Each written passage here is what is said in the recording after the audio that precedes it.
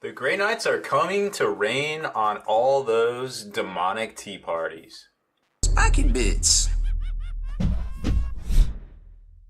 Welcome back, Hobby Maniacs. Rob Baer with you again today, checking out the Grey Knights. This is the, I want to say third, but it's technically tied for second, Codex to come out for 8th edition Warhammer 40k. This is a roughly 95-page book, down from the 208 from the Space Marines, and I guess the roughly 140 for the Chaos Space Marines. It's still pretty sweet. It's got the hardcover. It is $40 still, regardless, and has a lot of features in here. So first off, we've got the 7 psychic powers. Of course, remember you get Smite as well, so I guess technically 6, right? So expanded on that some. 16 Grey Knight stratagems, down from 24, with the Chaos and the Space Marine both books, respectively. Of course, you've got the normal tactical amount of objectives, and I think that's pretty much everything. Oh, well, you got your war gear, you got your Warlord Traits, 6 unique Warlord Traits, 16 stratagems, like I said, and 6 of the relics or artifacts of Titan.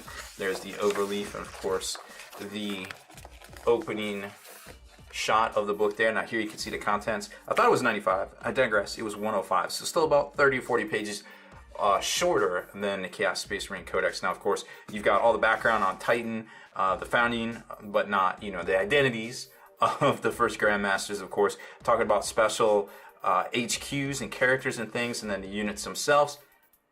Going on into the section that shows you all those wonderfully painted miniatures and stuff to get those hobby juices flowing, and then on into the data sheets themselves. Like I said, considerably less than the normal book, but that's okay, or the Space Marine Codex and the Chaos Space Marine Codex right there. And then of course Warlord Traits, Stratagems, Relics, psychic powers, points values, and the 6 new tactical objectives, bringing the total up to 41 that you can play with right there. So here's some of the look at the fluff and things that's inside of it, of course. Very cool stuff, all the different brotherhoods there, the chapters, and then of course their heraldry. So lots of cool stuff in here, and specific heraldry of Titan. Some famous battles, and then you're going to get into the section on each and every of the units there, which is pretty cool. And then the painted miniature section. Now, something new that a lot of people spotted was, of course, there is a chaplain that's available to them for the very first time. The Grey Knights can actually take a chaplain, and there's converted chaplain. I like how they say converted. They let you know that, hey, that's not a stock miniature. That's really cool to see. They didn't do that in the past. People would be like, yo, where do I buy this guy from? Well, you can't. He's converted. You gotta make him yourself. Sorry, dog. The Army of Titan, so they have a few special rules similar to what we saw in the index book. Of course, you can reroll failed morale tests. They shall not interfere. Nothing new there. Demon Hunters, they get to reroll failed wound rolls for those attacks. Rites of Banishment, going to do a little bit more damage with the Smite, but you only got the 12-inch range. So shorter range, more damage. I think it's fair. Teleport Strike, if they have that special rule, I think there's also a stratagem you can buy for it, if I remember correctly. Teleport in or set them up 9 inches away from enemy units. Then it gets into the units themselves, and there's Drago. We're not going to show you each one of those. We're going to break these down in a tips and tactics video that will be coming soon, but I will show you the chaplain, because I know a lot of people are going to be asking about that. Chaplain is its own unit in here, and it has its own points cost as well. Like I said, haven't broken down a lot of this stuff yet, but we will be getting to it all. They can also take Stormhawk and Storm Talons as well. That's a interesting new perspective on things. Armory of Titan, all of the summary of the weapons, and then we go to the special weapon set, or special rules section right here. So if your army is Battleforged, all Psychers in the detachment gain this ability. You may add 1 to Psychic test and deny a Witch test for such a unit. And if you're Battleforged, of course, all of your Grey Knights gain this ability where they count as objectives secured. So they're going to score those objectives unless somebody else has the same ability. And then you're going to go back to the normal kind of thing, the most models within range of it. Warlord Traits, you got 6 bad boy ones right there. And just like we saw with the Chaos book, specific characters have specific traits. Now, we don't have additional rules for the different brotherhoods or chapters of the Grey Knights. So there's not a specific section, just specific characters have these specific ones. So like Drago has the Demon Slayer one, so whenever he wounds a demon in a fight phase, your opponent must subtract 1 from any invulnerable save throws thrown against that attack, so that kind of makes sense. Then it gets into stratagems. Like I said, there's only 16 instead of 24 of these. Have not broken them all down. I know I like the True Silver Armor one. It's true to the old special rule for vehicles. That one's pretty cool. Wisdom of the Ancients, very similar to the Marine one. It is exactly the same as the Marine one, except for it says Grey Knight Dreadnought. There is a Orbital Bombardment as well. Grey Knight Warlord right there, so that one's kind of cool. And then it gets into the relics. Again, you can always take a relic if you include a character in your army. You just get to pick one and boom, you get it. Let's see if there is a way to take more. Tactical flexibility, nope. Only in death, nope. Well, we did see that before. Doesn't look like you can buy more relics. So you're only going to be able to take onesies of these at the current time until I dig into this a little bit more. Yep, that's what it looks like. Santic Discipline, pretty cool stuff here. There isn't specific extra ones like we saw in the Chaos book. Astral Aim, gonna not give bonuses for being in cover like we saw in the past. I like Vortex of Doom. This one's pretty cool. You're going to want to throw a lot of dice at this or use a command point reroll because you're going to want to get that psychic test over 12, conversely to the 10 for Smite. But if you do, you're going to do D3 mortal wounds. So it's just another way to kind of spam out a Smite type attack right there. They can do a lot of damage to, you know, something that you specifically need to take down quick in a hurry. So there's your Santic Discipline, and then the points values, of course, we'll leave this up so you can check it out as well. But that is pretty much everything that's in here besides the tactical objectives.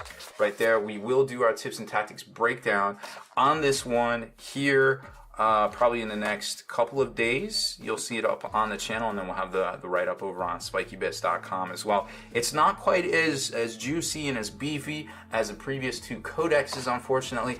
But then again, Grey Knights have always been known for their flexibility, able to fit in and do a lot of cool special things, and the fact that they are perhaps so well balanced with the psychic abilities might actually start seeing them in places that you didn't. Plus, they got a couple of new units like the Stormtail and the Stormhawk and the Chaplain right off the bat there. So overall, it looks like a pretty decent book. I'm sure there's going to be a lot of... Oh, and then we've got the data cards, of course, for them. This is $15 US.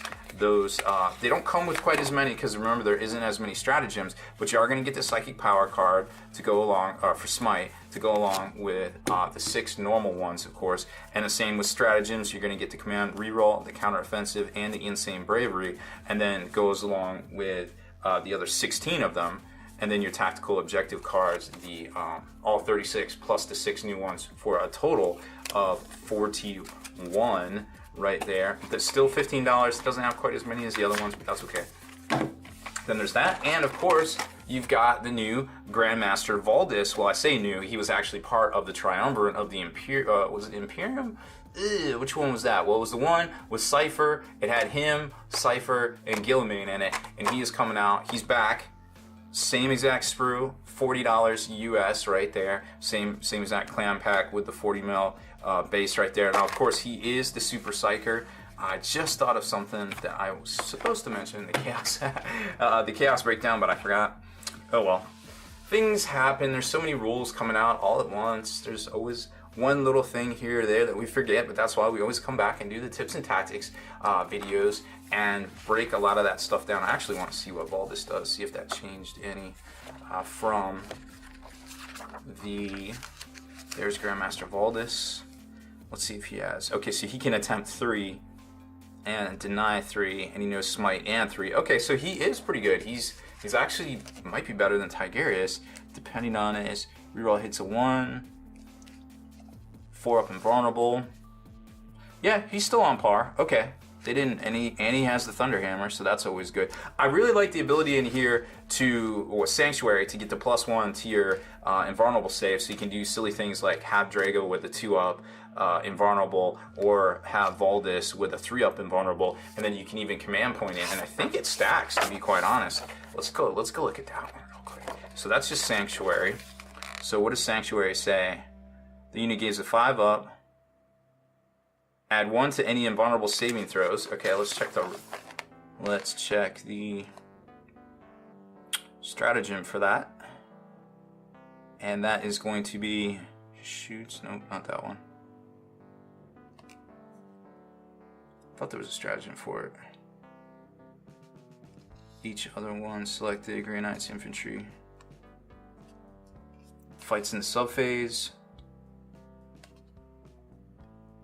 Oh, you can take extra relics. Army of Titan, right there. Cool. Oh, here it is. Heed the Prognacasters. Pick a Grey Knights character, add 1 to this vulnerable saving throw. Yeah, so 2 command points plus that spell. It is pricey, but you could do it right there. That's really cool to see. So Drago could become a little bit of a beat stick, or perhaps Valdis himself could get down to a 3-up, I suppose, right there. So just a couple of cool little combos just to wet your whistle and give you an idea of what you may be seeing from the Grey Knights on the tabletop here in the near future. Now, if you like our features here on this channel, make sure you subscribe to us, turn on notifications so you can be the very first to thumbs up and comment on our videos, and head on over to thelongwar.net. That's the home of the battle reports for exclusive content, early access videos, and more. Become a veteran of the Long War today.